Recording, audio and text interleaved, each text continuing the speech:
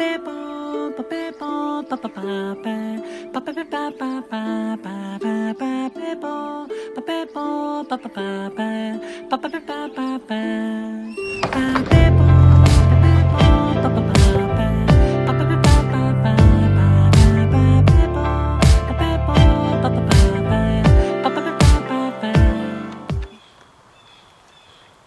Every one and welcome. ഇത് നമ്മുടെ ഷോയുടെ ഫസ്റ്റ് എപ്പിസോഡാണ്. ആൻഡ് ഫസ്റ്റ് എപ്പിസോഡ് ആയതുകൊണ്ട് എനിക്ക് തോന്നി we should do something special. അപ്പോൾ നമ്മളിന്നൊരു സ്പെഷ്യൽ സ്ഥലത്താണുള്ളത്, വിച്ച് ഈസ് എൻ്റെ ഒരു കംഫർട്ട് സ്പേസ് ആണ്. ഞാൻ എല്ലാ ആഴ്ച ഇവിടെ വരാറുണ്ട്. വി ആർ അറ്റ് കൂടാരം മൂന്നാർ. ആൻഡ് ഓൾസോ എൻ്റെ കൂടെ വളരെ വളരെ സ്പെഷ്യൽ ആയിട്ടുള്ളൊരു ഗസ്റ്റാണ് ഈ ഫസ്റ്റ് എപ്പിസോഡിന്. I am very happy. എനിക്ക് ഇത്രയും നല്ലൊരു സ്പെഷ്യൽ ഗസ്റ്റിനെ തന്നെ കിട്ടി ഫസ്റ്റ് എപ്പിസോഡിൽ. Thank you for your invitation. Thank you for coming. Guys, please welcome Mr. Job Kurian. നമസ്കാരം. Welcome to the show. Yes. അപ്പോൾ നമ്മൾ ഈ ഫസ്റ്റ് എപ്പിസോഡിൽ എന്താ ചർച്ച ചെയ്യുന്നതെന്ന് വെച്ചാൽ, as you know, independent music Malayalam സീനിൽ എന്താ നടക്കുന്നത്, എങ്ങനെയാണ് ഒരു independent musician song write and produce and release ഒക്കെ ചെയ്യുന്നത്, അതുപോലെ ഒരു ഇൻഡിപെൻഡൻറ്റ് മ്യൂസിഷ്യൻ്റെ ലൈഫിൽ എന്തൊക്കെ ട്രാൻസിഷൻസ്, എന്തൊക്കെ ഫീലിങ്സ് ഉണ്ടാവും, എന്തൊക്കെ വരാം, എന്തൊക്കെ എക്സ്പെക്റ്റ് ചെയ്യണം, നിങ്ങൾക്ക് വേണ്ടിയിട്ടും കൂടെയാണ്. So stay tuned. So welcome to episode number 1 of indie music Malayalam with me Harrison. We are at Munnar. എന്ത് തോന്നുന്നു മൂന്നാറിനെ പറ്റി? മൂന്നാർ പല പ്രാവശ്യം വന്നിട്ടുള്ള സ്ഥലമൊക്കെ തന്നെയാണ്. ഇത്ര ചൂട് ആദ്യമായിട്ടാണ്. ഇവിടെ കൊച്ചി പോലെയൊക്കെ തന്നെ ഞാനും വിയർക്കുന്നു. അല്ലാണ്ട് ഹ്യൂമിഡല്ല, പക്ഷേ ഹോട്ടാണ്. ചൂടുണ്ട് ചെറുതായിട്ട്. ഈ വർഷം ഇനി എല്ലാ വർഷം കൂടുകയും ചെയ്യും. പ്രോബബ്ലി ഒരു 5 മണി കഴിഞ്ഞാൽ കാത്തിരിക്കാം. കുറച്ചും കൂടെ സമയം 4:45 ആയിട്ടുണ്ട്. അതെ. പിന്നെ ഇപ്പൊ എവിടുന്നാ വരുന്നത്? ഇപ്പൊ ട്രിവാൻഡ്രത്ത് ഞങ്ങളെ ക്ഷണിച്ച പ്രകാരം ട്രിവാൻഡ്രത്ത് എന്താ അവസ്ഥ? ട്രിവാൻഡ്രത്ത് ഭയങ്കര ചൂടാണ്. അത് വെച്ച് കമ്പയർ ചെയ്യുമ്പോൾ ഉറപ്പായിട്ടും മൂന്നാറല്ലേ, ഹിൽ സ്റ്റേഷൻ അല്ലേ, അതിൻ്റെതായ ഒരു ബ്യൂട്ടി എന്തായാലും ഉണ്ട്. പക്ഷേ പഴയ മൂന്നാറിനേക്കാളും ചൂടായി. ആ ഡ്രൈവ് ഒക്കെ എങ്ങനെ? ഹാപ്പി, അടിപൊളിയായി. ഒരു ഡ്രൈവിംഗ് ഇഷ്ടപ്പെടുന്ന ആളെന്നുള്ള നിലയ്ക്ക് വളരെ ആസ്വദിച്ച് ഡ്രൈവ് ചെയ്തു. വളവും തിരിവൊക്കെ സൂപ്പർ. വലിയ ട്രാഫിക് ഒന്നും കിട്ടിയില്ല. തൊടുപുഴ വഴി വേറൊരു ഷോർട്ട് കട്ട് വഴിയാണ് വന്നത്. ഗൂഗിൾ മാപ്പ് പറഞ്ഞനുസരിച്ച് ബീച്ച് മരമാണ്. ഓക്കെ. അപ്പം കുറെ ഷോസ് ഒക്കെ ചെയ്തു ഇപ്പൊ റീസെന്റ് ആയിട്ട്. അതെ, നല്ല ദിവസം നല്ല തിരക്കാണ്. യെസ്. അപ്പൊ അതിന്റെ ഇടയ്ക്ക് ഒരു ഗെറ്റ് പോലെ ആണ്. ഇതും വർക്കാണ്, പാർട്ട് ഓഫ് വർക്ക്. വേറൊരു ഫീലിംഗ് ആണ്. ഒരു ഗെറ്റ് അവേ, ഒന്ന് സൈലന്റ് ആവുക. Thank you for the invitation. Thank you for coming first of all. ഇപ്പൊ ശരിക്കും ഞാൻ കേട്ടിട്ടുണ്ട്, പെർഫോം ചെയ്യുമ്പോൾ ഭയങ്കരമായിട്ട് നമുക്ക് എനർജി വേണം, ഒന്ന് ഔട്ട് പുറത്തേക്ക് പോകാൻ. അതെ, സാധാരണ ചെയ്യുന്നതിലും പെർഫോം ചെയ്യുമ്പോൾ ആൾക്കാരുടെ അതെ, നമ്മൾ പറയുന്നില്ല തിയേറ്റർ സിനിമ പോലെ. തിയേറ്റർ ലൈക്ക് നാടക കളരിയിൽ നമ്മൾ കേട്ടില്ലേ, ഡബ് ചെയ്യുമ്പോൾ ആൾക്കാർ എക്സ്പ്രഷൻ ഉൾപ്പെടെ ലൗഡ്, അവരെന്നാലേ പ്രേക്ഷകരിലേക്ക് എത്തുള്ളൂ. ഈവൻ ഇഫ് മൈക്കും കാര്യങ്ങളൊക്കെ ഉണ്ടെങ്കിൽ പോലും ദ എമൗണ്ട് ഓഫ് നമ്മൾ കൊടുക്കുന്ന ത്രോ എന്ന് പറയുന്ന എത്രയും കൂടുന്നോ അത്രയും നമ്മള് പ്രേക്ഷകരുടെ ഒരു അത് ബേസിക്കലി എനിക്ക് തോന്നിയിട്ടുള്ളത് എഞ്ചിനീയേഴ്സിനും അല്പം കൂടെ എളുപ്പമാവും. കാരണം നമുക്ക് ആവശ്യത്തിന് ഗെയിൻ മൈക്കിൽ കൊടുത്താലേ അവർക്ക് നല്ല രീതിയിൽ കേൾപ്പിക്കാൻ പറ്റുള്ളൂ. അതെ, നമ്മൾ ഫുള്ളിൽ കുറച്ചും കൂടെ കൂടുതൽ കൊടുക്കേണ്ടി വരും ലൈവിന്. ലൈവിന്റെ ഒരു ബ്യൂട്ടി അതാണ്, അതിന്റെ ഒരു സ്ട്രെയിനും അതാണ്. പക്ഷെ അതൊരു ഭയങ്കര, അത് ഇഷ്ടപ്പെടുന്നത് അങ്ങേയറ്റം ഇഷ്ടപ്പെടുന്നവർക്ക് അത് ഭയങ്കര ഹരവുമാണ്. എനിക്ക് ഏറ്റവും ഇഷ്ടമുള്ള പരിപാടിയും ലൈവ് പെർഫോം ചെയ്യുന്നത്. അതെ, അത് ഇച്ചിരി കൂടെ നമ്മളൊരു അടഞ്ഞ ഫീലിംഗ് ഉണ്ടാവും. അതൊരു ഒറ്റപ്പെടലുണ്ട്. ഇത് നമ്മുടെ കൂടെ പ്രേക്ഷകരും കൂടെ നിൽക്കുന്ന കോമ്പിറ്റേഷൻസും ഒക്കെ വരുമ്പോൾ അത് വേറെ ഒരു മാജിക്കാണ്. ഇപ്പൊ അത് പറഞ്ഞപ്പോഴാണ് ഞാൻ ആലോചിച്ചത്, സ്റ്റുഡിയോയുടെ കാര്യം പറഞ്ഞല്ലോ. അപ്പം ഒരു പാട്ട് ഇപ്പൊ നമ്മൾ ചെയ്യുമ്പോൾ ഇതെനിക്ക് ടെക്നിക്കലി അറിഞ്ഞാൽ കൊള്ളാമെന്നുണ്ട്, ഓൾസോ ആ ഒരു മൂഡും ഫ്ലോയും. ഇപ്പോൾ ഒരു പാട്ട് ഒരു ചേട്ടൻ സ്റ്റാർട്ട് ചെയ്യുമ്പോൾ ഫസ്റ്റ് അതിൻ്റെ ഒരു ചിലർക്ക് കോഡ് പ്രോഗ്രഷൻ ആവാം, ചിലർക്ക് ഒരു മെലഡി ഉണ്ടാവും തലയിൽ. So what is it? ഇപ്പം നമ്മൾ ഇൻഡിപെൻഡൻ്റ് അല്ലാതെ ചെയ്യുമ്പോൾ അവർക്കൊരു പിക്ചറുണ്ട്, അവർക്കൊരു ഐഡിയ. സിനിമ അങ്ങനെയാണ്, അവർക്കൊരു ഇറ്റ്സ് ഓൾറെഡി പ്രീ പ്ലാൻ. അതെ. അപ്പോൾ നമ്മൾ ഇൻഡിപെൻഡൻ്റ് ആയിട്ട് ചെയ്യുമ്പോൾ എന്താണ് ആദ്യം എടുക്കുക? ഞാൻ പ്രോബ്ലി നമുക്കൊരു എന്തെങ്കിലും ഒരു ഫീലിലൊക്കെ ഇരിക്കുന്ന സമയത്തായിരിക്കും എന്തെങ്കിലുമൊക്കെ വരാൻ സാധ്യത. അത് ഇന്ന സമയത്ത് വന്നോളണം എന്ന് ഒരിക്കലും ഇല്ല. യാത്ര ചെയ്യുമ്പോൾ സാധ്യത കൂടുതലാണ്.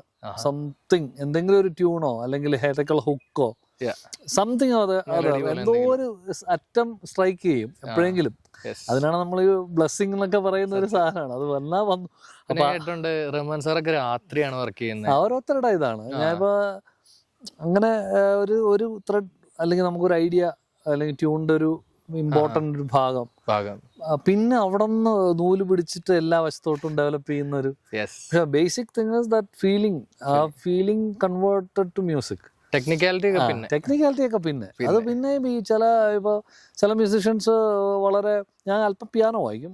എനിക്ക് പിയാനോ വളരെ ഇൻസ്പയറിങ്, ഞാൻ വായിച്ച് പാടാൻ ഏറ്റവും ആഗ്രഹിക്കുന്ന ആളാണ്. പക്ഷെ അത്രയ്ക്കൊരു ബ്രില്യൻസ് എനിക്ക് അതിലില്ല. പക്ഷെ എന്നെ കമ്പോസിഷൻ അത് ഭയങ്കരമായിട്ട് ഹെൽപ്പ് ചെയ്യാറുണ്ട്.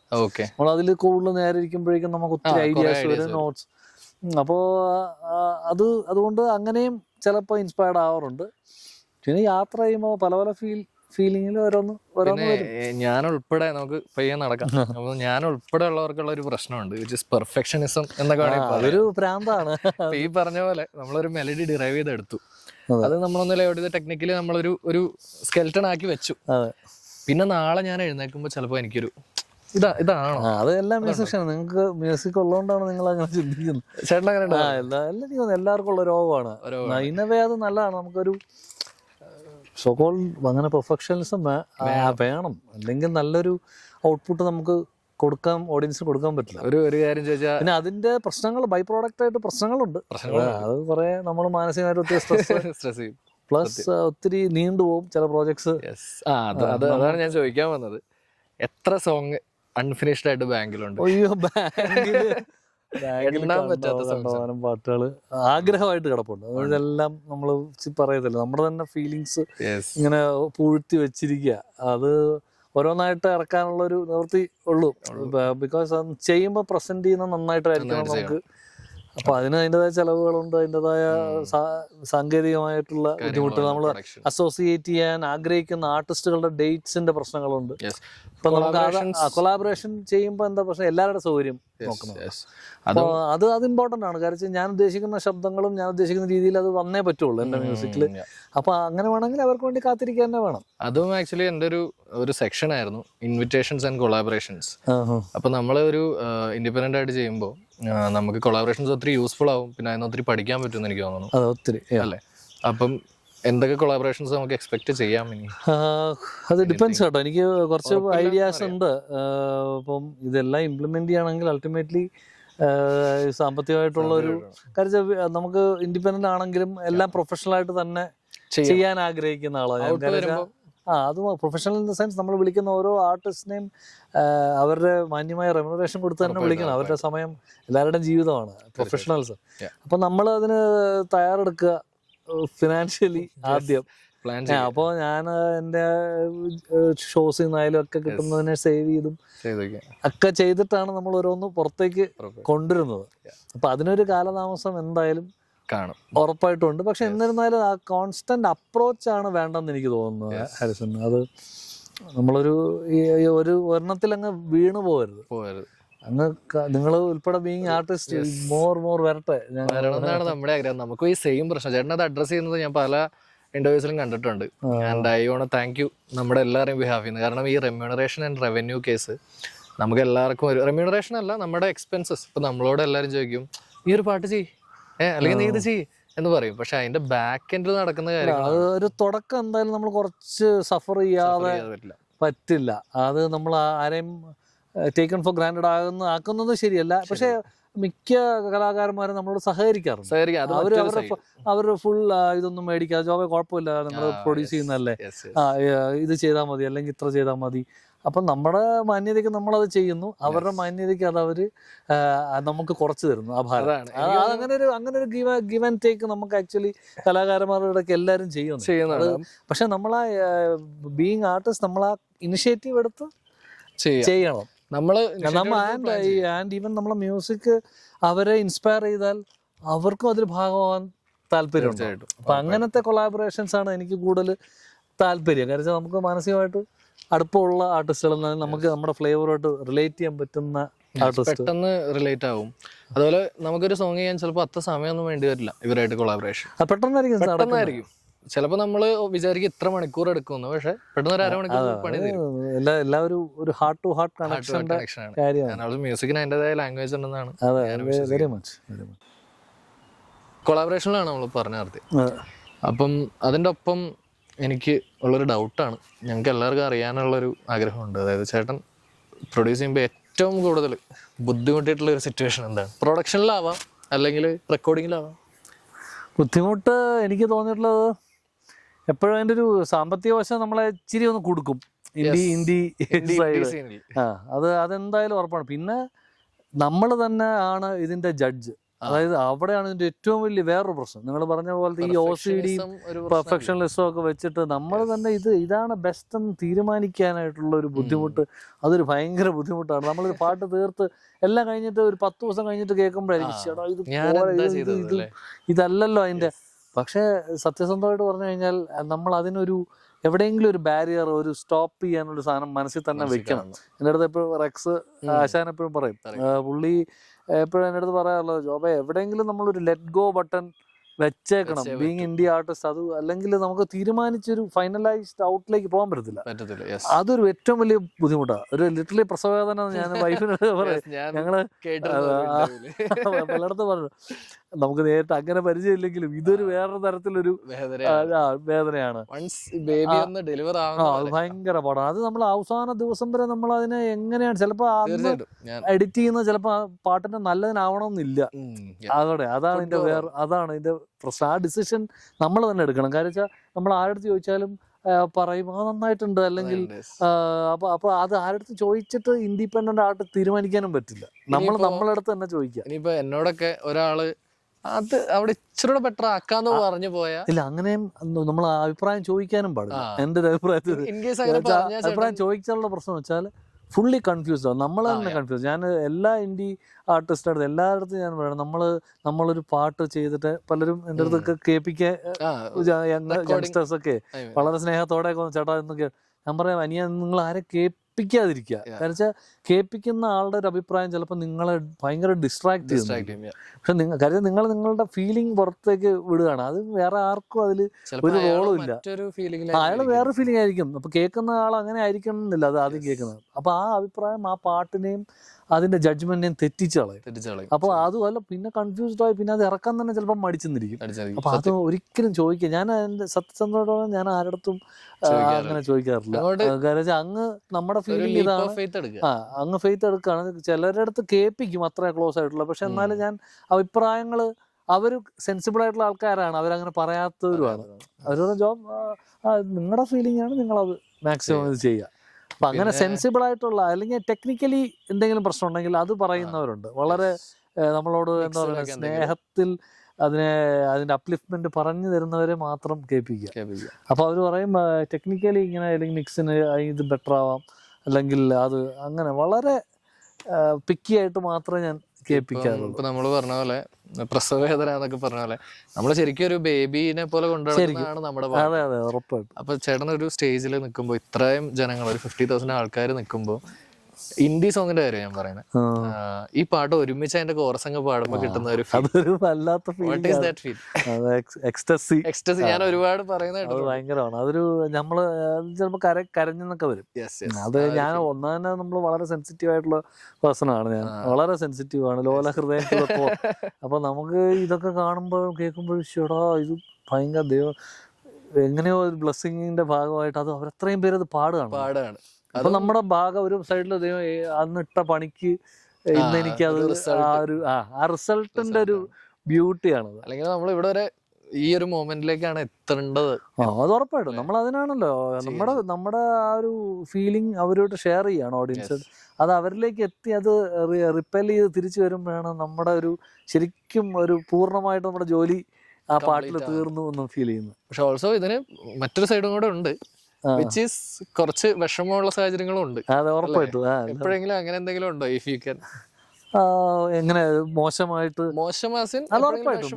അത് പാട്ടൊക്കെ ഇറങ്ങി കഴിഞ്ഞ് ഫസ്റ്റ് ഡേ ഒക്കെ ഇപ്പൊ നമ്മൾ ഒത്തിരി എല്ലാ ക്രിയേറ്റേഴ്സിനും എന്ത് വന്നാലും അത്രയും പെയിൻഫുൾ ആയിട്ടുള്ള ഒരു പ്രോസസ്സാണ്. അത് ഇറങ്ങിക്കഴിഞ്ഞ ഉടനെ അന്ന് ഉച്ചയ്ക്ക് വിളിച്ച് അതങ്ങനെ അല്ലായിരുന്നു അങ്ങനെയായിരുന്നു വേണ്ടിയിരുന്നു എന്നൊക്കെ പറയുന്ന എന്താ പറയാ ഔചിത്യം ഇല്ലാത്ത ആൾക്കാർ നമ്മുടെ ഇടയ്ക്കുണ്ട്. പക്ഷേ ചില സമയത്ത് ഞാൻ പിന്നെ അതങ്ങ് ഇഗ്നോർ ചെയ്യാൻ ശ്രമിക്കാറുണ്ട്.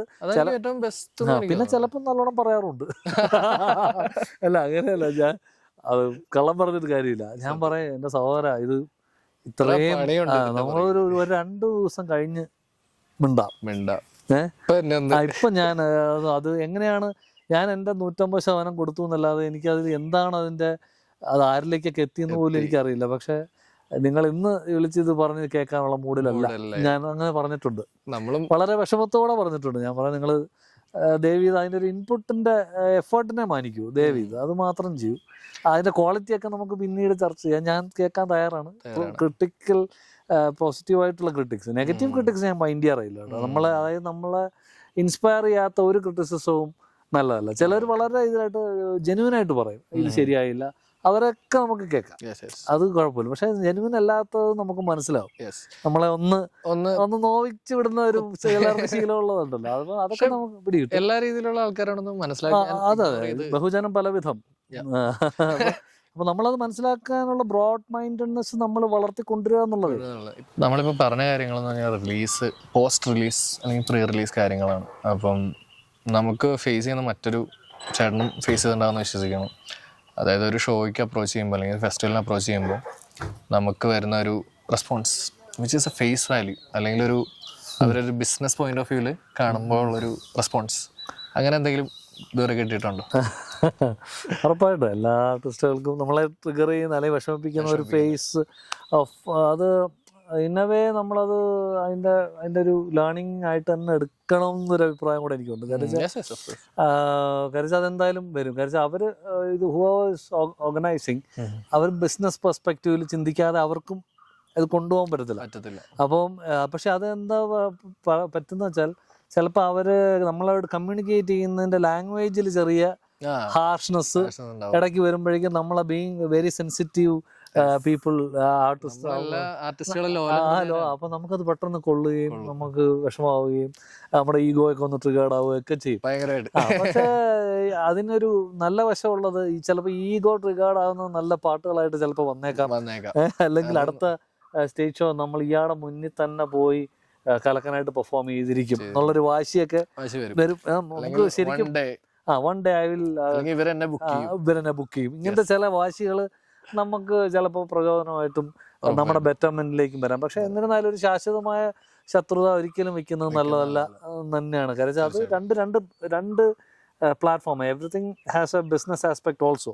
ഇപ്പൊ ഞാൻ പറയാം, മ്യൂസിക് ബീങ് ആർട്ട് സെല് ചെയ്താൽ മാത്രമേ നമുക്കും ജീവിതത്തിൽ മുന്നോട്ട്, അതും ഒരു ഇന്റൻഷൻ ആണ്. അല്ല, ഉറപ്പായിട്ടുമാണ്. നമ്മള് മ്യൂസിക് ചെയ്യുമ്പം ടോട്ടലി നമ്മുടെ ചെയ്ത് മുറിക്കകത്ത് വെച്ചിട്ടും കാര്യമില്ല. നമ്മളത് പ്രേക്ഷകരിലേക്ക് എത്തിച്ച് അത് സെല് ചെയ്യാനും കൂടെ പറ്റണം എന്നുള്ളതാണ്.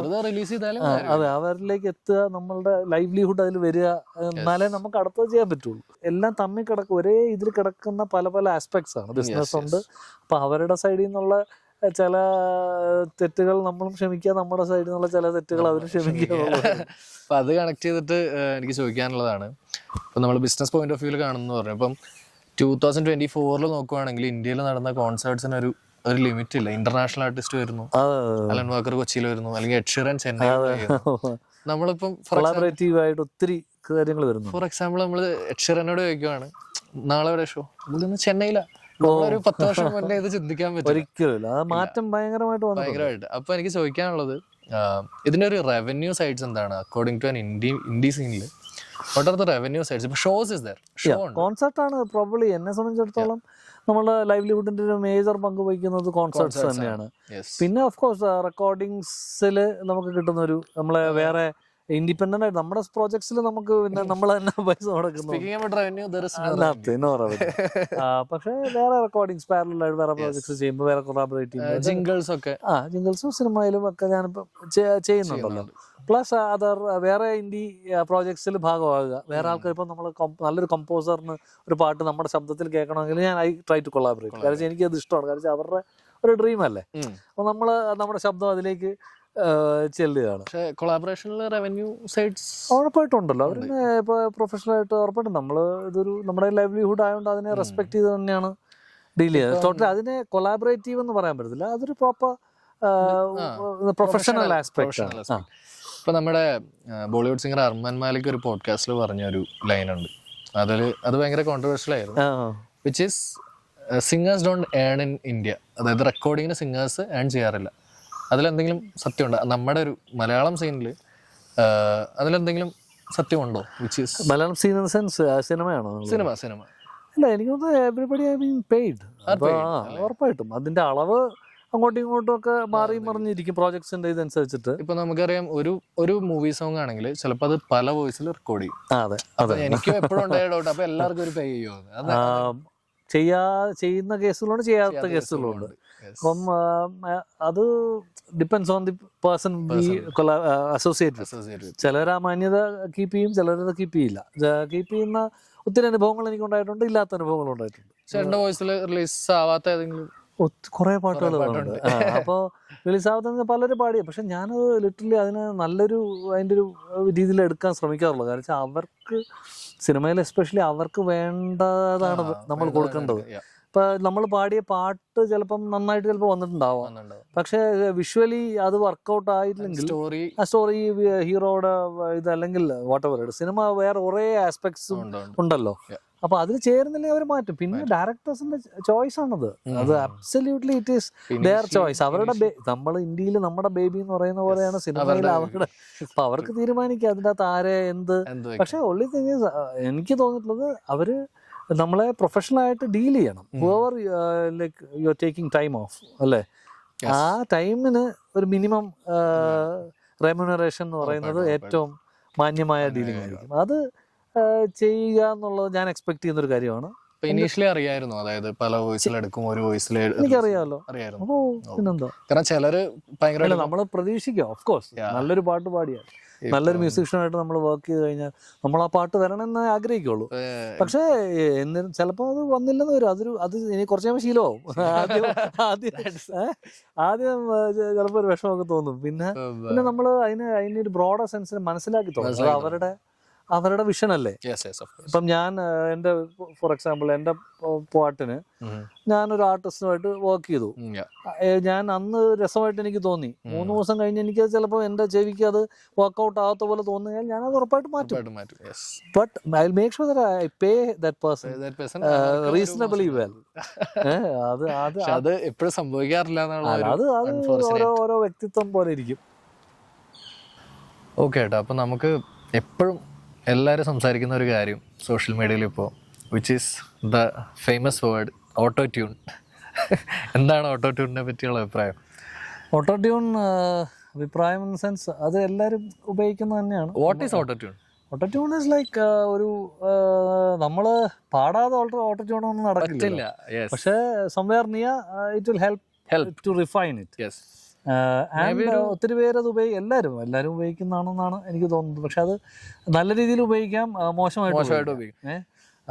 എന്നെ സംബന്ധിച്ചിടത്തോളം നമ്മൾ പാടുന്ന ഇന്നത്തെ ഒരു മ്യൂസിക്കൽ സിനാരിയോ വെച്ചിട്ട് നമ്മൾ അക്കോസ്റ്റിക്കൽ ഇൻസ്ട്രുമെന്റ്സ് മാത്രമല്ല, നമ്മൾ we are singing with lot of electronic aspects as well, which is damn perfect and എന്താ പറയുക, ഒരു സെന്റ് പോലും അങ്ങോട്ടും ഇങ്ങോട്ടും ഒന്നും മാറാത്ത.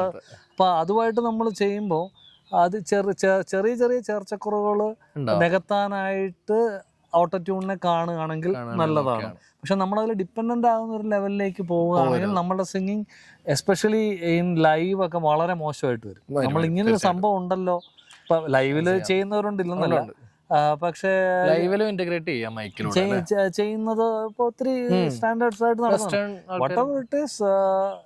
ആ ഒരു ഡൈനാമിക്സ് ഫീൽ എന്നൊക്കെ പറയുന്ന സാധനം റെപ്ലിക്കേറ്റ് ചെയ്യാൻ പറ്റില്ല. അത് ആർട്ടിസ്റ്റിന്റെ മനസ്സിൽ നിന്ന് തന്നെ വരണം, ആ വോയിസും അവരുടെ റെൻഡറിങ് ഡൈനാമിക്സ് ഒക്കെ. പക്ഷെ auto tune will elevate it for sure, enhance ചെയ്യാം.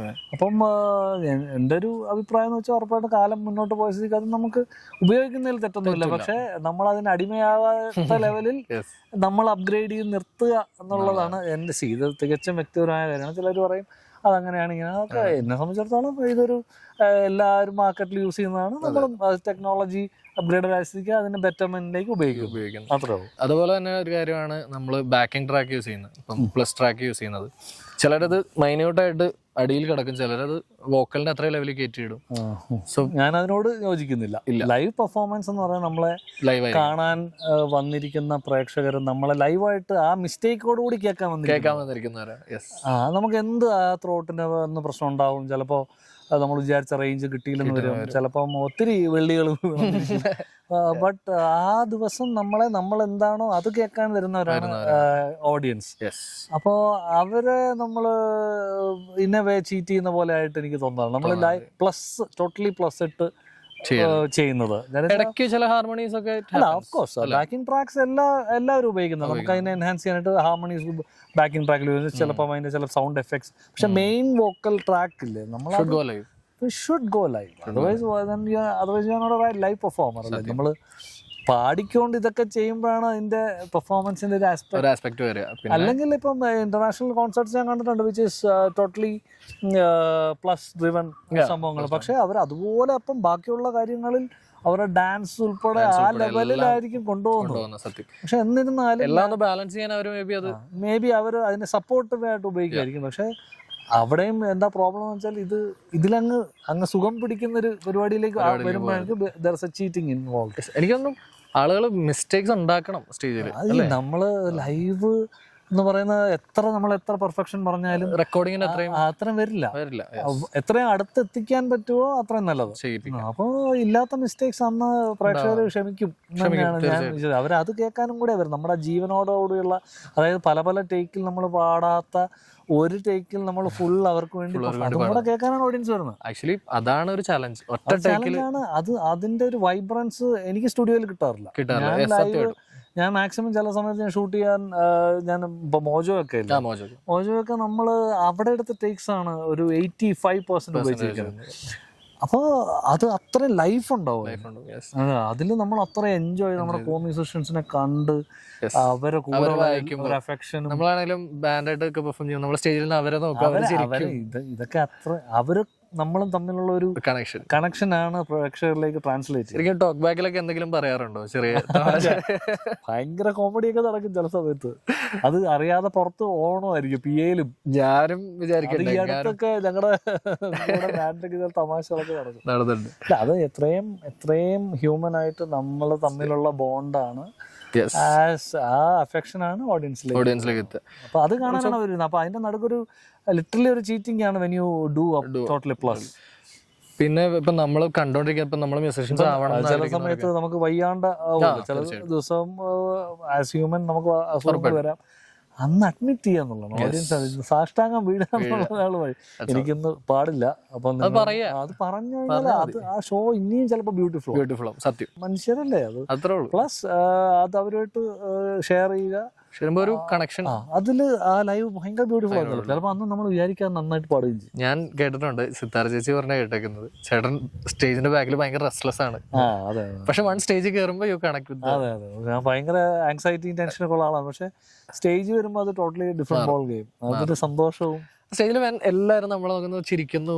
അതാണ് അത്. ഓഡിയൻസ് നമ്മൾ അവരോട് കൊടുക്കുന്ന ഒരു എനർജി അവരിങ്ങോട്ട് തിരിച്ചു തരും. നമ്മൾ കൊടുത്താലേ കിട്ടുള്ളൂ. നമ്മളിങ്ങ അങ്ങോട്ട് വലിയ മസിൽ പിടിച്ചിരുന്നില്ല. പിന്നെ ആൾക്കാരെ എനിക്ക് തോന്നുന്നു മനസ്സിലാക്കണം. ഇപ്പം എന്നെപ്പോലുള്ള ഇപ്പം ഞങ്ങളൊരു ഷോ കാണുമ്പോൾ ഒരാളെ സിംഗർ മിസ്റ്റേക്ക് ഉണ്ടാക്കി അല്ലെങ്കിൽ ഒരു വെള്ളി വീണ വീൽ അണ്ടർസ്റ്റാൻഡ് ഇങ്ങനെ സംഭവിക്കും. ഇതുപോലെ എന്റെ അടുത്ത് ചോദിച്ചു, ചേട്ടാ സപ്ലൈ ഇട്ടല്ലേ?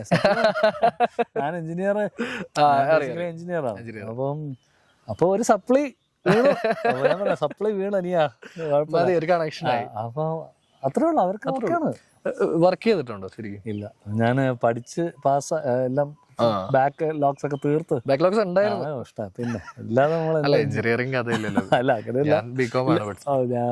ഉണ്ടായിരുന്നു. എല്ലാം തീർത്ത് സർട്ടിഫിക്കറ്റ് ഒക്കെ കൊടുത്ത് അങ്ങ് ഇറങ്ങി. ശരിക്കും നമുക്ക് ഉള്ളൊരു കുറെ പേരെ ഞാൻ കണ്ടിട്ടുണ്ട്. അതായത് പാഷനും പ്രൊഫഷനും കൂടെ ഒന്ന് ബാലൻസ് ചെയ്യാൻ കഷ്ടപ്പെടുന്ന കുറെ പേര്. അതൊരു കൺസിസ്റ്റന്റ് അപ്രോച്ചാണ്. ഒരു പെർസിവറൻസ് നമ്മൾ പറയുന്നത്. നിങ്ങൾ വിടാതെ പിടിക്കുക എന്നുള്ളതാണ്. അത് രണ്ടും ബാലൻസ് ഉണ്ടാവും. ഒരു സമയം വരുമ്പോൾ മറ്റത് പൊങ്ങി വരും. പാഷൻ, അതായത് നിങ്ങൾക്ക് തന്നെ സസ്റ്റെയിൻ ചെയ്യാനുള്ള ഫിനാൻഷ്യൽ എബിലിറ്റി ഉണ്ടാകും. പാരലലി നിങ്ങൾക്ക് പാഷൻ കൂടുതൽ ചെയ്യാൻ പറ്റുന്ന ഒരു സമയത്തിലേക്ക് എത്തും. അതിലേക്ക് എത്തട്ടെ പെട്ടെന്ന് എല്ലാവരും, ഞാനുൾപ്പെടെ എല്ലാവരും എത്തട്ടെ. കാരണം എനിക്ക് വിഷമം തോന്നുന്ന ഒരു കാര്യം, നമ്മൾ ചില കോർപ്പറേറ്റ് ഇവന്റ്സ് ഒക്കെ ചെയ്യുമ്പോൾ ചിലപ്പോൾ അവിടുത്തെ എംപ്ലോയി നമ്മളെയൊക്കെ വളരെ നല്ല പാട്ടായിരിക്കും, മാനേജർ ആയിരിക്കും, ഭയങ്കര ചിലപ്പോൾ ഇൻസ്ട്രുമെന്റ് വായിക്കും ഭയങ്കര അടിപൊളിയായിട്ട്. അപ്പൊ നമുക്കൊരു അയ്യോ എന്റെ ഇൻസ്ട്രുമെന്റ് ആയിട്ട് ഇദ്ദേഹത്തിന് മനസ്സിലായല്ലോ ഞാൻ വായിച്ച തെറ്റുകളൊക്കെ എന്നുള്ളൊരു തോട്ടൊക്കെ വരും. അപ്പൊ അവരൊക്കെ വൺസ് പ്രൊഫഷനിലേക്ക് കയറി പോയവരാണ്. അതൊരു മോളിൽ നിന്നുള്ളൊരു തീരുമാനമാണ്, ഇത് ചെയ്യട്ടെ. പിന്നെ ഒരു പരിധി വരെ നമുക്ക് ചില കോളുകൾ ജീവിതത്തിൽ വളരെ വളരെ ഇമ്പോർട്ടൻ്റ് ആണ്. ഇന്ന ടൈമിൽ നമ്മൾ തീരുമാനിക്കുകയാണ് ഞാൻ ഇനി ഇതേ ചെയ്യുള്ളൂ, അതിൻ്റെ അകത്തൊരു റിസ്ക് ഉണ്ട്. ആ റിസ്ക് എടുക്കാൻ ആകാൻ നമ്മളെ പ്രേരിപ്പിക്കുന്ന കുറെ ഫാക്ടേഴ്സ് ഉണ്ട്. അത് ഫാമിലി ആകാം, അല്ലെങ്കിൽ നമ്മുടെ ഫ്രണ്ട്സ് ആവാം. അപ്പൊ അത് തന്നെ അവര് തരുന്നൊരു സപ്പോർട്ടായിരിക്കും നമ്മളെ അതിലേക്ക് കൊണ്ടുപോകുന്നത്. ചിലപ്പോൾ അതില്ലെങ്കിലും നമ്മുടെ ഒരു വിൽ പവർ അത്രയും കൂടുതലാണെങ്കിൽ ചിലപ്പോൾ അതിനെ ഓവർകം ചെയ്യും. അപ്പം അങ്ങനെ വർക്ക് ചെയ്തിട്ട് ബെനി ദയാൽ ഇപ്പൊ പറയുകയാണെങ്കിൽ ബെനി സാർ ആക്ച്വലി ദുബായിലങ്ങാണ്ട് കുറെ വർഷം ഇവന്റ്സിൽ വർക്ക് ചെയ്തിട്ടുണ്ടെന്ന് കേട്ടിട്ടുണ്ട്. അപ്പൊ അങ്ങനെ കുറെ വർഷം വർക്ക് ചെയ്ത് പിന്നെ ബ്രേക്ക് ത്രൂ കിട്ടിയവരും ഉണ്ട്. ശങ്കർ മാധവൻ അദ്ദേഹം തന്നെ എനിക്ക് എത്രയോ കൊല്ലം കമ്പ്യൂട്ടർ സയൻസ് എഞ്ചിനീയർ ഞാൻ കേട്ടിട്ടുണ്ട്. അപ്പൊ അത് കഴിഞ്ഞിട്ട് പുള്ളി ഒരു പോയിന്റിൽ പുള്ളി അത് ലീവ് ചെയ്തു. പക്ഷെ ഇപ്പൊ നമുക്ക് അതൊരു കോളാണ്. ആ കോൾ എടുക്കുന്ന നമുക്ക് we cannot do anything other than music എന്നുള്ളൊരു സാധനം വരും. മുല്ലയിലെ ഒരു ലൈനുണ്ട്, നാളങ്ങൾ മരിക്കുകയില്ല. അതുപോലെ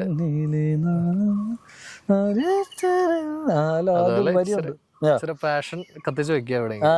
അതെ ഈണം തന്നത് മോളിൽ നിന്നുള്ള ഒരാളാണെന്നുള്ളതാണ് തീർച്ചയായിട്ടും.